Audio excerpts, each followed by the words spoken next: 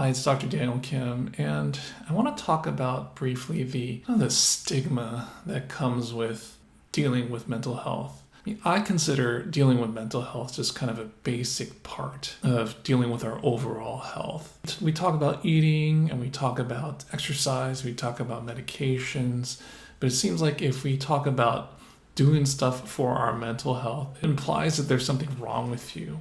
I want to say that that's highly, highly unlikely. Is there a mental health disease in the way, like, say, there's something going on in your body, like you have an infection? So a lot of what we deal with in mental health is just kind of dealing with flexibility. I mean, if your body isn't that flexible, your legs and, you can't do the splits, you don't consider that a disease. But at the same time, it helps you function a whole lot better if you do have flexibility.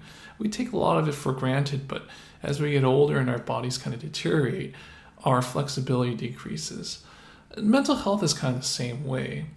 I really want to encourage you to reconsider thinking that if I have to deal with my mental health separately, there's something wrong with me. That's absolutely not the case. And even when we are dealing with things like depression and anxiety, a lot of it is just our brains trying to help us. I mean, in psychotherapy, we talk about how our minds are trying to be our friend. They're trying to be helpful in a way. Our minds are good problem solvers, and so when there's something emotional going on in our lives, we try to solve it. We treat our emotions like it's some sort of tiger that we have to run from. That's what our minds are kind of supposed to do, or think it's supposed to do.